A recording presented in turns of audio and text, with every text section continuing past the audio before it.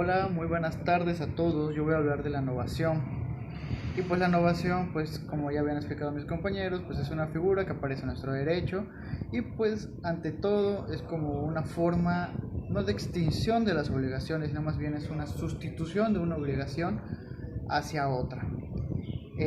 Básicamente, pues para que exista una innovación tiene que tener tres características importantes. La primera es que existe una innovación, una obligación primitiva o primaria, según Rogina Villegas, así como también tiene que haber un pacto entre las partes para poder innovar y también el tipo de innovación que se vaya a hacer. Esto lo vamos a profundizar un poquito más adelante. Y pues bueno, la innovación propia o extintiva es la que ha de partirse de la preexistencia de una obligación y la creación de otra nueva, aquella ambas válidas. Y pues bueno, el artículo 1208 del Código Civil del Distrito Federal, pues dice que la innovación es nula si lo fuese también la obligación primitiva, salvo que la causa de nulidad invocada por el deudor quede rectificada. Es decir, incluso en la nulidad se puede entender que si es una nulidad relativa puede haber novación, pero si es una nulidad absoluta no puede haber novación de la obligación. Pues bueno, ¿en qué se diferencia la innovación objetiva de la subjetiva? Bueno, primero que nada debemos entender que cuando hablamos de innovación objetiva es del objeto y cuando hablamos de subjetiva es del sujeto. Esta alteración de la naturaleza del derecho puede convenir a algo muy importante. Bueno, la innovación pues objetiva es de hacer o no hacer, dar o no, de obligación de hacer o no hacer y de dar o no dar. Por ejemplo, una compraventa. Eh, una persona que vende vasos de, no sé, de termos, los famosos yetis, pues puede decir que una obligación es de la compraventa es que si el yeti no es original y viene de China, el deudor, el, el acreedor, perdón, la compraventa, pues el vendedor y el comprador, básicamente hablando de esto, pues el comprador si vende algo que es pirata, pues el, el comprador tiene todo el derecho de pedir su reembolso, ¿no? Por así decirlo. Pero si en el contrato, o si se llegase a firmar un contrato por una cierta cantidad de yetis, que tienen que entregarse los yetis, no importa si vienen de China o sean originales, pues esa es una cláusula, ¿no? Que se puede hacer por objeto. A eso se refiere. Cosas de hacer, no hacer, de dar y no dar. La del sujeto, por otro lado, pues los convienen entre las partes. La manifestación de dicho consentimiento mantiene un criterio amplio y flexible y rechaza que su existencia puede ser presumida conforme a lo cual tiene declarado el consentimiento. Bueno, la ley no distingue que pueda ser tanto expreso como tácito.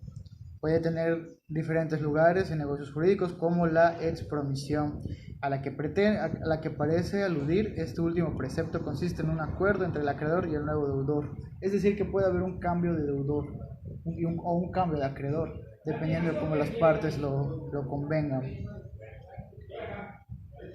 Y pues básicamente pues sería todo. Muchas gracias por su atención.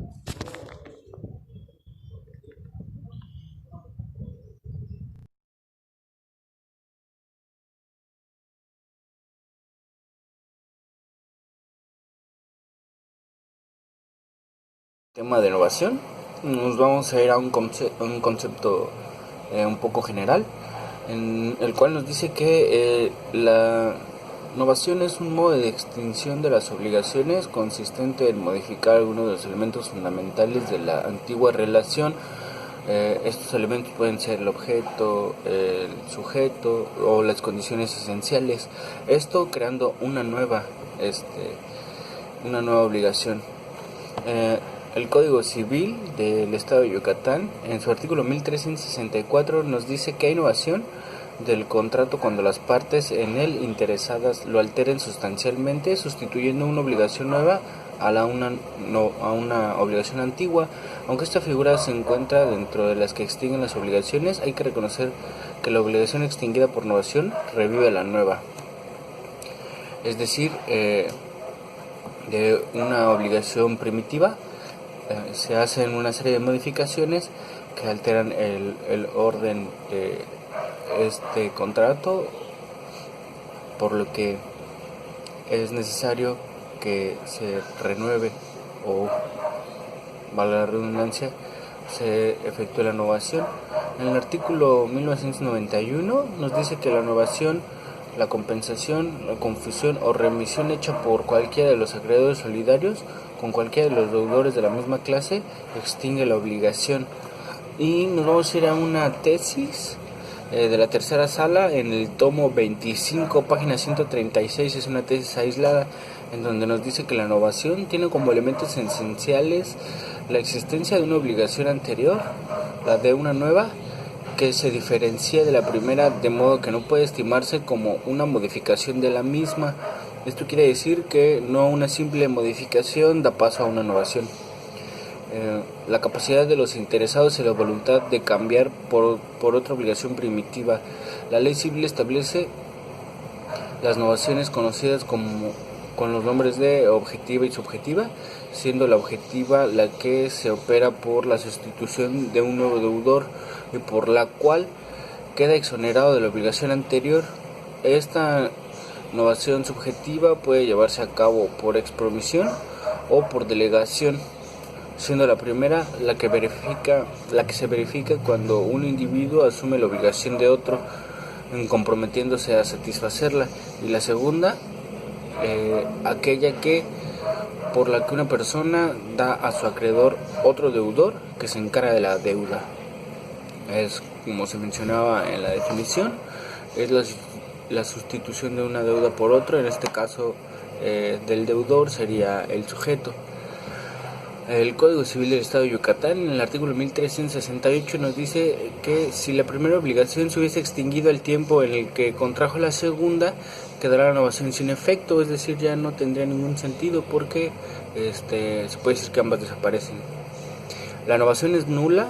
En el 1369 del Código Civil del Estado de Yucatán dice que la novación es nula si lo fuera también la obligación primitiva, salvo que la causa de nulidad solamente puede ser invocada por el deudor o que la ratificación convalide los actos nulos en su origen. En el 1370 dice que si la novación fuera nula, subsistirá la antigua novación, es decir, si la novación no se llega a configurar, se queda con las condiciones anteriores o las condiciones primitivas por las que se estaba llevando el contrato. El Código Civil Federal, en su artículo 1995, nos dice que el deudor solidario solo podrá utilizar contra las reclamaciones del acreedor las excepciones que se deriven de la naturaleza de la obligación y las que le sean personales. Más adelante se va a ejemplificar con un caso práctico para que podamos entender muy bien.